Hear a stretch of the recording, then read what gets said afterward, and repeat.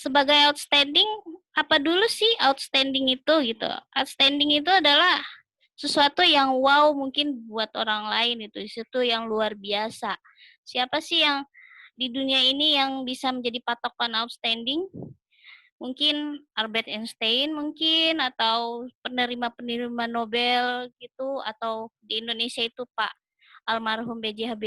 Habibie gitu, gitu kan, outstanding gitu. Apa mungkin kita bisa seperti itu? Bisa, tapi orang lain yang menilai kita kalau kita itu mampu dan bisa gitu. Baik, seorang outstanding itu di Alkitab banyak tokoh yang bisa menjadi inspirasi kita. Seperti siapa? Tentu yang pertama pasti Tuhan Yesus, itu pasti.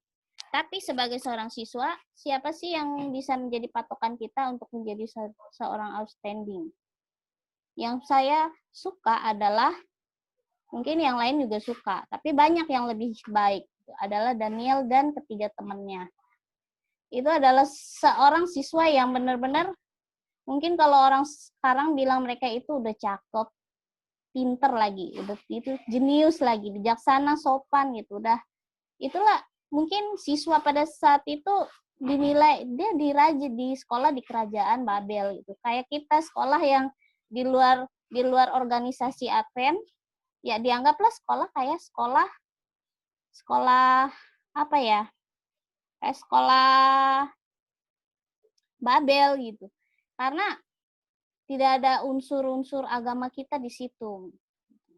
Jadi di situ how to be outstanding student. Kita next ke slide berikutnya, Dion. Apa sih kebutuhan dunia itu? Ini diambil dari membina pendidikan sejati. Kebutuhan terbesar dunia ini adalah kebutuhan akan manusia-manusia yang tidak dapat diperjualbelikan. Manusia dalam sanubarinya setia dan jujur. Manusia yang tidak segan menyebut dosa sebagai dosa. Manusia yang angan-angan hatinya setia pada tugas seperti jarum menuju kutub. Manusia yang mau berdiri demi kebenaran, walau langit runtuh sekalipun. Ini di buku Membina Pendidikan Sejati. Inilah seperti yang Daniel itu lakukan gitu, sama seperti kita bisa nggak sih seperti Daniel atau seperti yang ditulis dalam buku Roh Nubuat ini? Susah kan, memang susah. Gitu. Saya berasal dari Kalimantan yang jauh dari kota. Zaman masa kanak-kanak saya tidak ada yang namanya listrik di siang hari. Sekolah di tempat kami itu tidak ada listrik dan tidak mengenal yang namanya AC, kipas angin, itu nggak ada, ya. Dan titik awal saya menjadi seorang siswa yang mungkin baik itu dinilai semua orang itu mulai dari kelas 5 SD. Sebelum kelas 5 SD saya dicap seperti anak bodoh, jelek, kurus gitu dulu banget. Jadi kayak dibual-bual, dibully-bully lah kalau zaman sekarang. Terus saya berasal dari keluarga non-Advent yang tidak mengenal Advent sama sekali dan bahkan membenci Advent. Mereka tahu mungkin Advent dan mereka sangat tidak suka gitu. Jadi pas dari kelas 5 SD itulah tumbuh. Kenapa saya bilang kelas 5 SD? Karena saya menjalani kelas 5 SD itu 2 kali. Jadi pas kelas 5 SD pertama itu saya benar-benar hidup saya itu gelap. Nggak ada satupun yang saya ingat tentang dari kelas 1 sampai kelas 5 pertama itu saya nggak benar-benar nggak ingat proses hidup saya seperti apa sebagai siswa. Karena satu, orang tua saya itu hanya lulus SMA untuk bapak. Mama saya hanya lulus SD. Sedangkan seorang ibu itu harus bisa ngajarin anaknya gitu kan. Tapi mama saya benar-benar nggak bisa. Kemudian pas kelas 5 SD yang kedua, barulah saya mulai percaya diri. Awalnya dari mana? Saya tinggal sama nenek saya karena orang tua saya itu suka pindah-pindah tempat, nggak di menetap di satu tempat, enggak, karena di Kalimantan itu ya tentu banyak hutannya gitu kan ya. Jadi mama saya dan papa saya itu pindah. Saya hanya 2 bersaudara waktu itu, hanya 2 karena adik saya yang ketiga itu bedanya 10 tahun, kan. Terus, jadi adik saya yang nomor 2 itu ngikut bapak saya sama mama saya kemanapun mereka itu, makanya sekolahnya gagal. Kemudian saya tinggal sama nenek saya sama kakek saya. Jadi kakek nenek saya itu juga nggak tahu cara ngajarin saya belajar. Pas kelas 5 kedua itu, kenapa saya bilang kelas 5 kedua? Karena yang kedua kali saya kelas 5, saya nggak, setiap hari pulang sekolah ditungguin sama nenek saya, atau enggak saya nyusul ke sawah. Jadi setiap hari ke sawah, pulangnya tuh jam 7 malam. Dan kami pakai senter kalau pulang sawah. Dan lewatin kali. Kalau kali di Kalimantan, namanya juga kali, ya besar-besar sungainya. Bisa lebarnya sungai itu sampai 200 meter dan kami naik perahu. Dan nyaris semua orang Kalimantan bisa berenang gitu. Karena ya situasinya ya begitu. Jadi setiap hari pulang malam dan mandi di sungai. Setiap hari. Karena nenek saya kan di rumah nggak ada orang. Jadi nenek saya bilang, kamu pulang sekolah, nebeng perahu orang, nyusul ke sawah. Tiap hari. Dan saya ngikut aja karena saya merasa tinggal sama nenek saya yang mau nggak mau harus nurut gitu jadinya. Jadi setiap hari. Dan mungkin sebagai seorang siswa, sebagai seorang anak mungkin gitu ya, saya bentar tunggu sini. Ngikut terus. Jadi pulang malam, mandi di sungai, dan nenek saya sampai umur 70-80 ya masih mandi di sungai gitu kan. Di situ pengalaman saya sih, saya suka melihat keadaan alam gitu. Di sana kita bisa melihat bulan purnama yang cerah itu seperti apa, bintang-bintang yang banyak itu seperti apa, yang nggak pernah saya temukan di Jakarta. Jadi setiap hari dan setiap malam seperti itu. Pulang selesai dari kali kita makan, kemudian sudah siap-siap tidur karena nggak ada TV, nggak ada hiburan, ya udah habis makan tidur. Sampai satu hari nenek saya bilang, Tina belajar. Oke, belajar. Gimana belajar? Karena saya nggak tahu cara belajar sendiri, mandiri itu nggak tahu. Karena nggak pernah diajarin. Mungkin ada TV, tetangga punya TV, kita suka nonton cerita anak. Dan di TV itu, di dalam TV itu selalu cerita, kalau di sekolah, di TV itu, setiap hari gurunya ngasih PR. Nah, di tempat kami nggak pernah dikasih PR. Sampai saya lulus SD dan SMP nggak pernah dikasih PR sama guru. Ya, dan kalaupun ada PR gitu seandainya ya, saya bisa belajar sendiri. Ini nggak ada PR, jadinya pas disuruh belajar itu baru pertama kali nenek saya suruh belajar. Saya belajar dari mana? Belajarnya bagaimana gitu ya. Jadi oke, belajar. Jadi menurut saya belajar itu keluarin bukunya, tinggal baca doang gitu, baca-baca. Apa yang dibaca, karena setiap hari kami catat, nggak ada buku cetak, catat. Yang punya buku cetak itu cuman guru. Dan guru setiap hari mendikte, dan kami catat, udah. Apa yang sudah kami catat, ya udah kami familiar dan hafal. Jadi,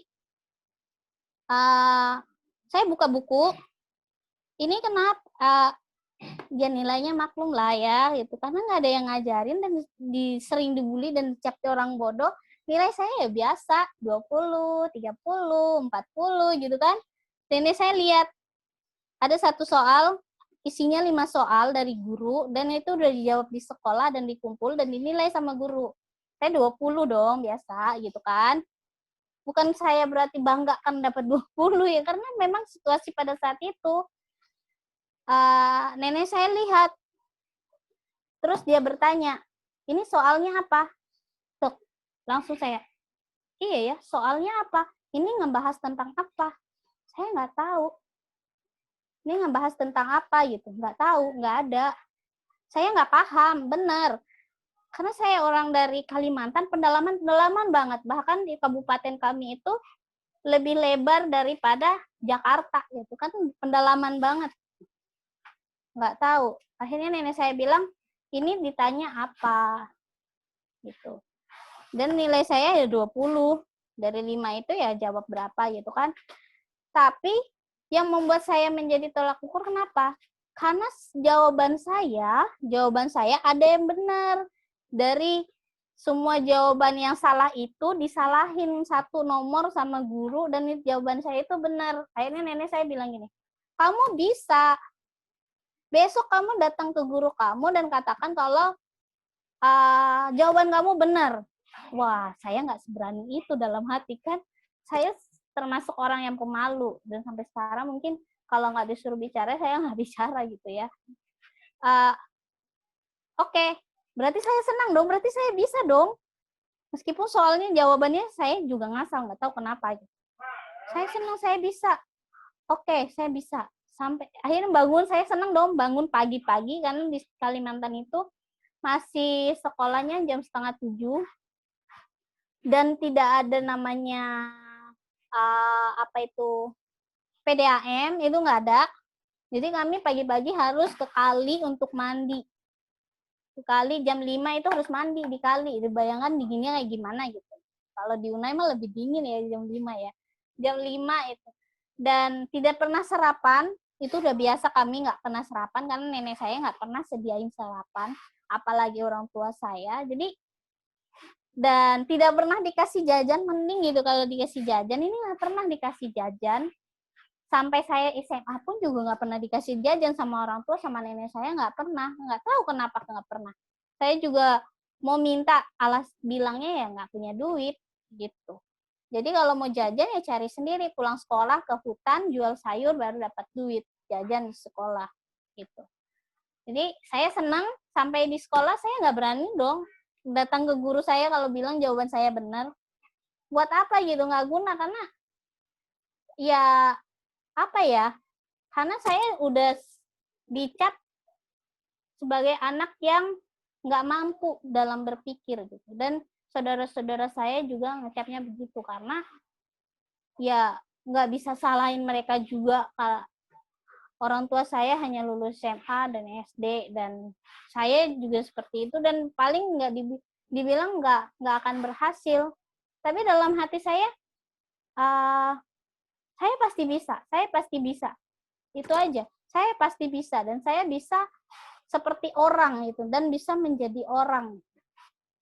Oke, jadi sampai di sekolah saya senang, saya ikutin pelajaran dengan baik, biasa nyatat. Sampai catur bulan pertama, di kelas 5 itu, catur bulan pertama, saya tekad dalam hati, ulangan nih pas mau ulangan. Gitu. Karena di sana kan masih catur bulan waktu itu. Saya bilang ke diri saya sendiri, saya pasti bisa. Saya pilih teman yang targetnya nggak jauh-jauh dulu. Dia masih peringkat 7 waktu itu. Waktu itu peringkat 7 deh. Ya. Saya bilang ke teman ini, nilai kamu pasti kalah dengan saya nanti. Ya teman saya bilang, ya terserah kamu lah gitu. Karena kan orangnya cuek-cuek juga kami di sana kan. Bener, saya mulailah belajar, mulailah baca buku, mulailah buka-buka soal dan jawab. Oke, selesai ujian benar saya saya peringkat 6, dia masih peringkat 7 dan itu terus dan sampai catur bulan kedua saya pilih target lagi siapa teman yang bisa saya lampaui gitu. Adalah satu teman peringkat 4 waktu itu. Wah, terlalu berat peringkat 4 itu. Nenek saya lihat nilai saya makin bagus, senang dong gitu kan.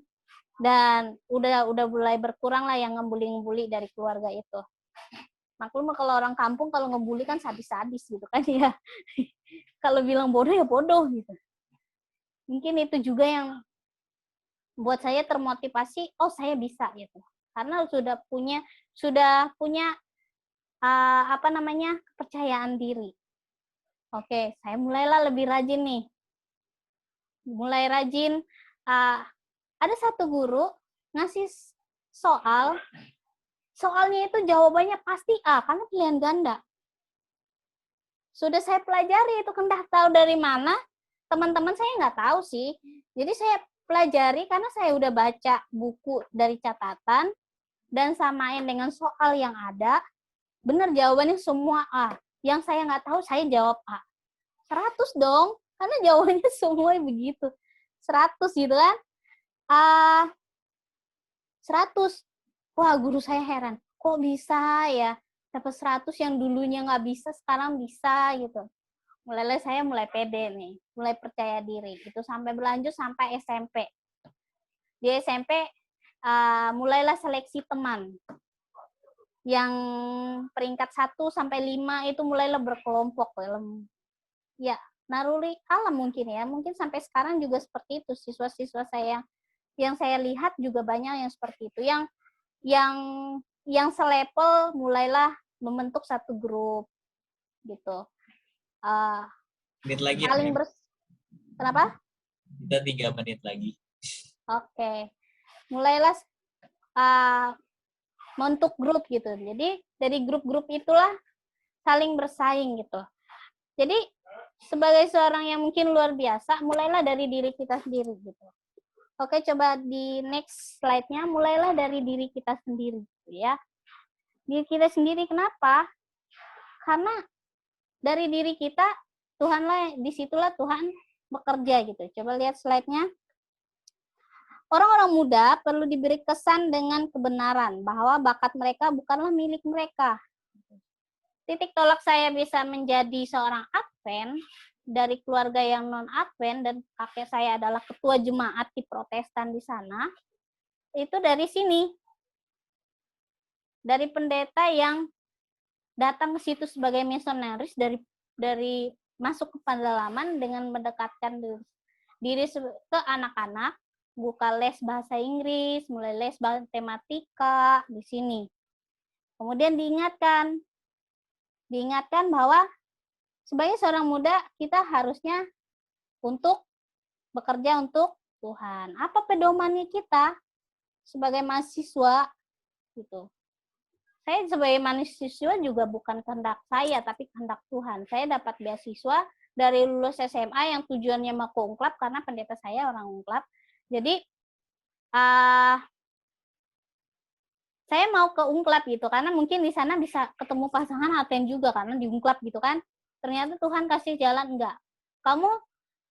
Saya dipilih di antara siswa yang ada di kabupaten saya itu dapat beasiswa full scholarship jurusan kimia. Sebenarnya ada 2 jurusan, kimia dan biologi, tapi saya pilih kimia karena peluangnya banyak gitu. Tapi saya juga mampu di sebagian situ. Akhirnya ini satu yang menjadi patokan saya dan mungkin sebagai seorang siswa adalah carilah dahulu. Oke, next berikutnya. John. Oke, lanjut next.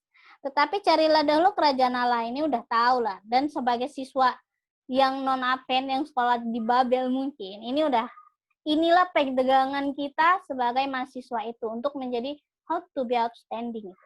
Carilah kerajaan Allah dan kebenarannya, maka semuanya akan ditambahkan padamu. Oke, slide berikutnya. Apa yang akan kita lakukan saat berkuliah di non-Advent? Oke, next.